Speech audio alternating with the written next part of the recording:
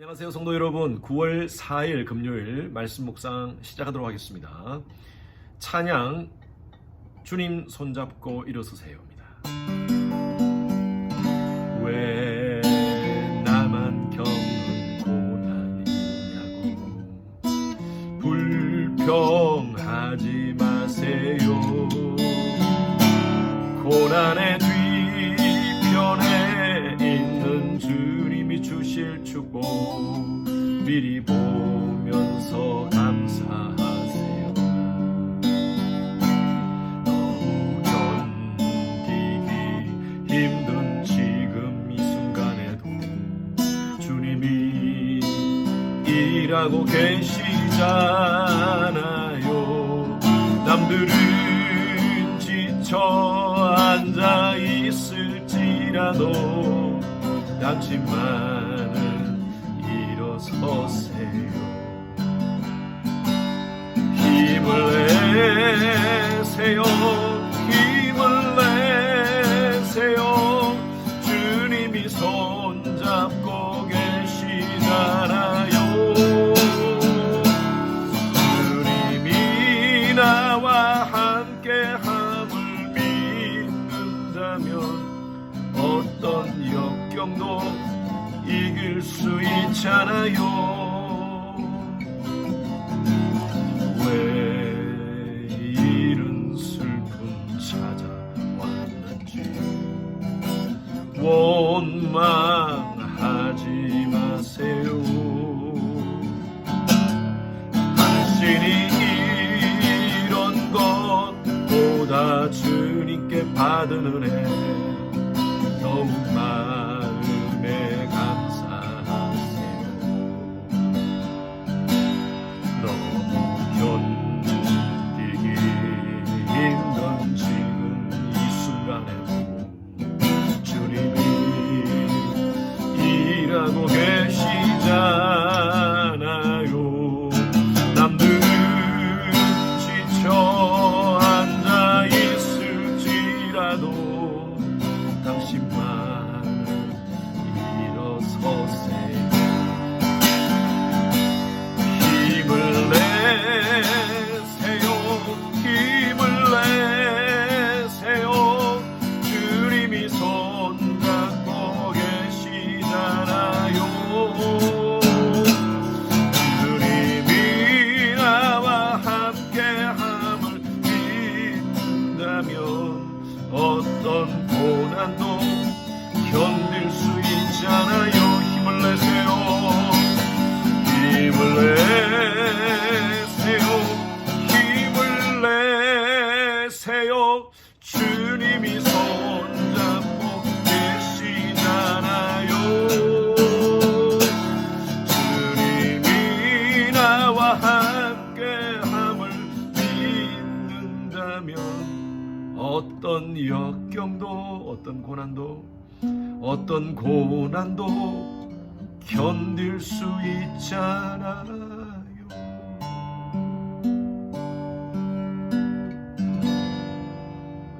아멘. 오늘 묵상하실 하나님 말씀은 예레미야서 27장 12절부터 15절까지 말씀 묵상하겠습니다. 27장 12절부터 15절까지입니다. 같이 합독하겠습니다. 내가 이 모든 말씀대로 유다왕 시드기야에게 전하여 이르되 왕과 백성은 바벨론 왕의 멍에를 목에 메고 그와 그의 백성을 섬기소서. 그리하면 사실이라. 어찌하여 당신과 당신의 백성이 여호와께서 바벨론 왕을 섬기지 아니하는 나라에 대하여 하신 말씀과 같이 칼과 기근과 전염병에 죽으려 하나이까. 그러므로 당신들은 바벨론의 왕을 섬기게 되지 아니하리라 하는 선지자 말을 듣지 마소서. 그들은 거짓을 예언함이니이다.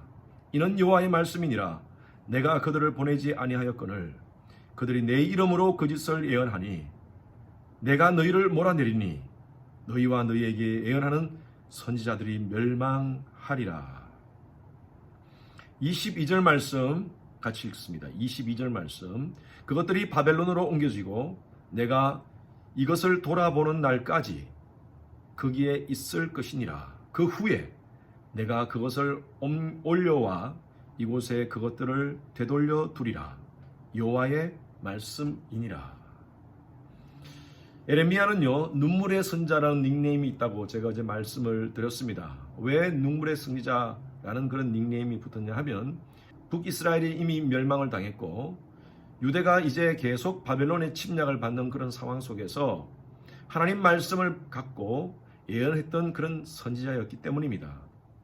어제 말씀을 묵상한 것과 같이 하나님께서는 에레미야에게 목에 줄을 매고 멍에를 매고 지금 연합군을 결성하려는 그 신하들이 모인 그곳에 가서 퍼포먼스를 하라고 하나님께서 말씀하셨습니다.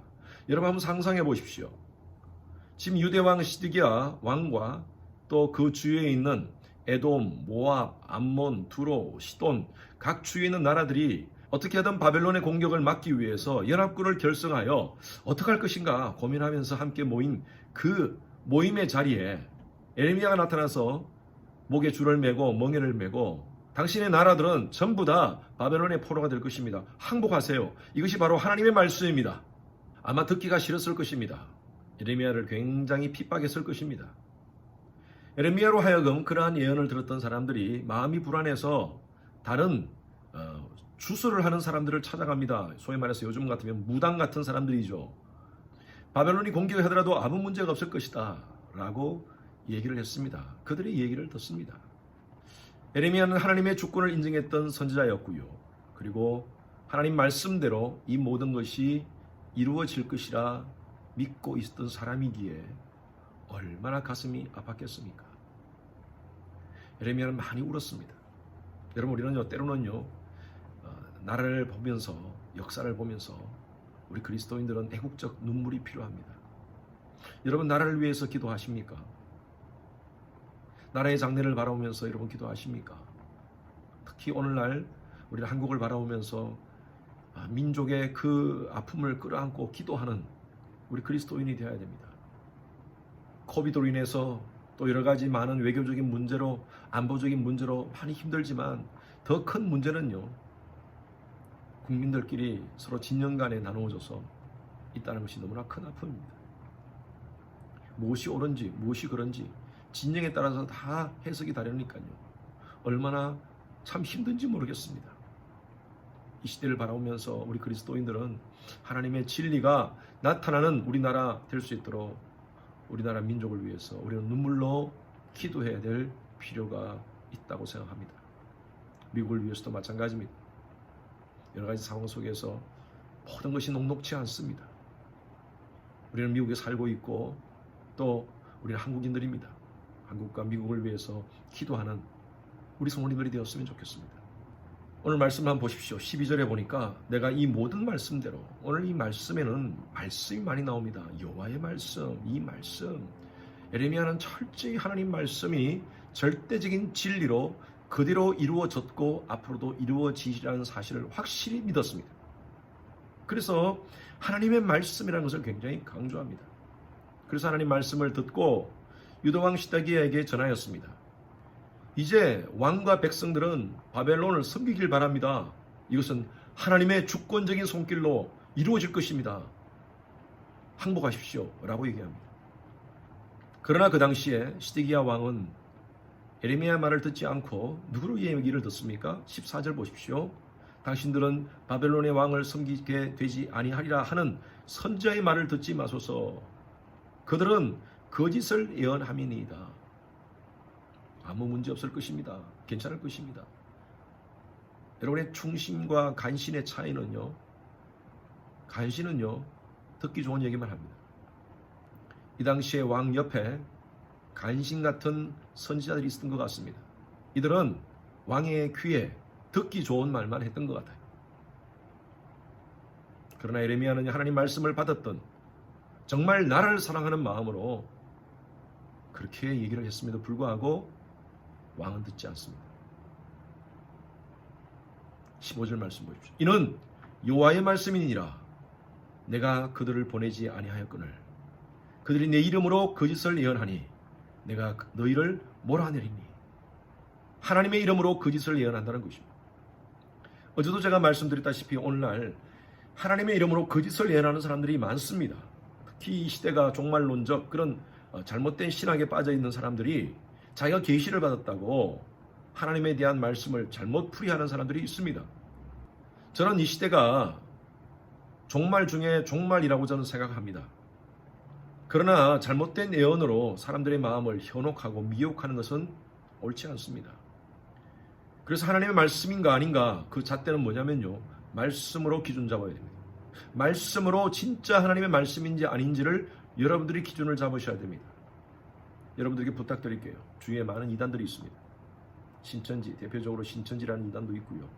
여러 계시받았던 이단들이 있는데 여러분 헷갈리시면 저한테 꼭 연락 주십시오. 제가 말씀으로 분별해 드리겠습니다. 이 마지막 시대에 거짓 선지자, 거짓 예언자들을 여러분 조심하시기 바랍니다. 예레미야는요, 이스라엘을 향하여 하나님의 진노를 예언했지만, 그러나 그것뿐만 아니라 회복에 대한 메시지도 예언합니다. 우리 22절 마지막 한번 보십시오. 그것들이 바벨론으로 옮겨지고 내가 이것을 돌보는 날까지 거기에 있을 것이니라. 바벨론으로 모든 예루살렘의 성전의 기물들이 바벨론으로 옮겨지겠지만, 그러나 그 다음 보십시오. 그 후에가 중요합니다. 그 후에 내가 그것을 올려와 이곳에 그것들을 되돌려 두리라. 하나님께서 다 회복해 주신다는 것입니다. 하나님의 때가 있다는 것입니다.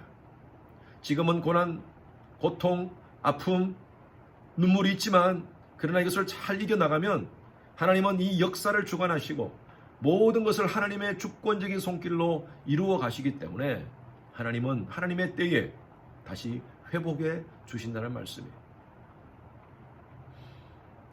여러분, 우리의 삶이 요즘 어떻습니까? 코비드 때문에 여러 가지 힘든 분들이 많습니다. 경제적으로도 힘든 분들이 많고, 또 여러 가지 신분적으로도 미국 안에서 지금 우리 이민자로서의 삶이 녹록지 않습니다. 참 힘들고 어렵지만 여러분, 제가 말씀을 드렸습니다. 믿음은 무엇이냐? 하나님의 타임라인에 우리의 시간을 던지는 것입니다. 하나님의 때가 있습니다. 지금 내 눈에는 아무것도 하나님께서 하시지 않는 것 같지만 역사를 움직이시고 우리의 삶을 움직이시는 하나님은 당신의 주권대로 이 모든 것을 이끌어 가시고 계십니다. 우리가 부르는 찬양이 있죠. 주위를 보아보면 아무도 없는 듯 믿음의 눈을 들면 보이는 분 계시네. 지금도 내 안에서 역사하고 계시는 사망과 어둠의 권세 물리치신 예수님. 아멘. 힘들고 어려운 모든 상황 속에서 아무것도 보이지 않는 것 같지만 믿음의 눈을 들고 보면 그 속에 역사하시는 하나님의 손길, 하나님의 시간표, 타임라인이 분명히 있다는 것입니다. 하나님의 때가 있습니다. 순종하십시오. 세상 사람들과 예수를 믿는 사람의 차이가 뭐냐? 세상 사람들은요, 문제가 닥치면 인본주의적인 방법으로 해결합니다. 세상적인 처세로 해결합니다. 그러나 하나님의 백성들은 하나님의 방법으로 해결합니다. 믿음으로 해결합니다. 이스라엘 백성들, 오늘 이 왕과 그 신하들의 모습을 보십시오. 문제가 닥치니까 사람들끼리 모여가지고 어떻게 할 것인가 생각합니다. 또 이것을 잘못된 거짓 선지자들, 자기들이 귀에 좋은 얘기하는 그런 사람들을 찾아가서 얘기를 듣습니다. 여러분, 사람 찾아가지 않고요, 인간적인 처세 생각하지 않고요, 하나님의 백성들은 이런 어렵고 힘든 고통의 상황 속에서 하나님을 찾아가야 될 줄로 믿습니다. 하나님께 무릎 꿇읍시다. 하나님께 무릎 꿇는 자는 세상에 무릎 꿇지 않습니다. 세상에 무릎 꿇는 자는 하나님께 무릎 꿇지 않습니다. 여러분 삶 가운데 어떤 어려움이 있습니까? 어떤 고난의 문제가 있습니까? 여러분, 그 문제보다 더 크신 하나님께 무릎을 꿇으시기 바랍니다. 그리고 그 하나님 주권적인 손길에 우리의 문제를 올려놓읍시다. 하나님의 주권적 타임라인에 우리의 시간을 올려놓읍시다. 그리고 잠잠히 기도하며 내가 할 수 있는 최선을 다하여 기다립시다. 하나님께서 하나님의 방법으로 해결해 주시리라 믿습니다. 기도하겠습니다. 하나님 아버지, 감사합니다. 오늘도 문제 가운데서 하나님을 의지하지 않고 세상적인 것, 인간적인 것을 의지했던 시드기야 왕과 그 신하들을 바라봅니다. 하나님, 우리의 삶 속에서도 수많은 문제들이 우리 앞에 놓여 있습니다. 이 문제 속에서 문제만 묵상하는 것이 아니라 이 문제 뒤에 역사하시는 하나님의 손길, 하나님의 은혜를 묵상하게 하여 주시옵소서. 그리하여서 이 모든 문제를 하나님의 주권을 인정하면서 믿음으로 브레이크스루하는, 돌파하는 저희들 되게 하여 주시옵소서. 우리 성도님들 가운데 경제적으로 힘들어하는 자들이 있습니다. 신분의 문제로 힘들어하는 자들이 있습니다. 자녀의 문제로, 여러 가지 관계의 문제로 힘들어하는 자들이 있습니다. 하나님께서 만져주시고 하나님 앞에 묵묵히 잠잠히 기도하는 가운데 역사하시는 하나님의 손길을 체험하는 우리 모든 가정들 되게 하여 주시옵소서. 오늘 하루도 믿음으로 주님 바라보며 승리하는 하루 되게 하실 줄 믿사옵고 살아계신 예수 그리스도 이름으로 기도드렸습니다. 아멘. 여러분, 오늘 하루도 주님 바라보면서 주님 의지하면서 승리하시기 바랍니다. 여러분 축복합니다. 사랑합니다.